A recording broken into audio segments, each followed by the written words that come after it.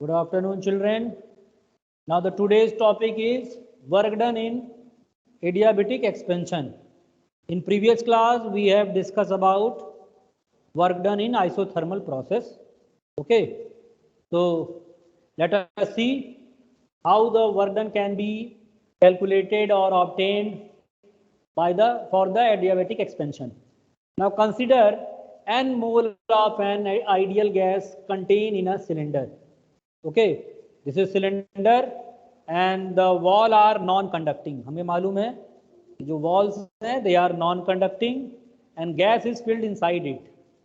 Okay, and the pulley piston is frictionless and insulating. So these are the our consideration for calculating the expression for work done. Now let us see. Let P is the pressure of the gas. Suppose P is the pressure inside the cylinder. Okay, and due to this pressure, there is a small displacement dx. So what will be the work done? Work done will be force into displacement. And what is force? If A is the area of cross section, then force is equal to pressure into area multiplied by dx. So this will give small work done. Now what is area into dx? Area into dx is change in volume. So we can replace it by dv. So the total expression is pdv. So pdv is the small work done by the gas during expansion. Now suppose there is some initial state of the system P1, V1, T1 and we are achieving final state P2, V2, T2. So we have to find total work done from initial state to final state. How? We have to integrate. Okay, we have to integrate this small work done dW from V1 to V2 because we are integrating with respect to volume. Now we know very well for adiabatic process what is the characteristic equation PV gamma that is equal to constant. So what is the value of P? P is equal to K V to the power minus gamma. So we are going to put the value of P K V minus gamma in this equation. Okay, so let us see K V to the power minus gamma dV, and if you are integrating then we will get V to the power minus gamma plus 1 divided by minus gamma plus 1 and limit is V1 to V2.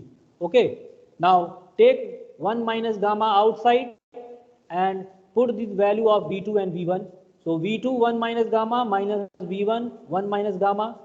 Okay, so now open the bracket and we will get kV2 1 minus gamma minus kV1 1 minus gamma divided by 1 minus gamma. Now we are very much familiar with the relation that the characteristic equation of adiabatic is P1 V1 gamma is equal to P2 V2 gamma and that is equal to K constant. So we can put in the place of K P1 V1 gamma or P2 V2 gamma. So with V2 1 minus gamma we will put P2 V2 gamma and in the place of this we will put P1 V1 gamma. So what will we get? P2 V2 gamma multiplied by V2 1 minus gamma. So V2 1 minus gamma and gamma. Gamma and gamma will cancel out because one is positive and another one is negative.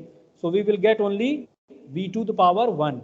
Similarly, P1 V1 gamma and V1 1 minus gamma. So gamma and gamma will cancel out. We will get P1 V1. So what will be the final result? P2 V2 minus P1 V1 divided by 1 minus gamma. Okay, so work done in adiabatic process is equal to P1 V1 minus P2 V2 divided by gamma minus 1. We also know from ideal gas equation that PV is equal to nRT. So we can also replace P1 V1 is equal to nRT1 minus P2 V2. In the place of P2 V2 we will put nRT2 divided by gamma minus 1. Okay, so taking common nR and nR from to the outside.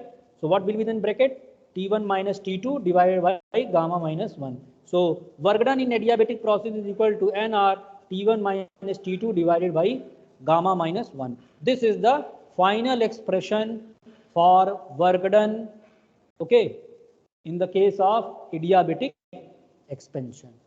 Okay, so I think this derivation must be clear to all of you.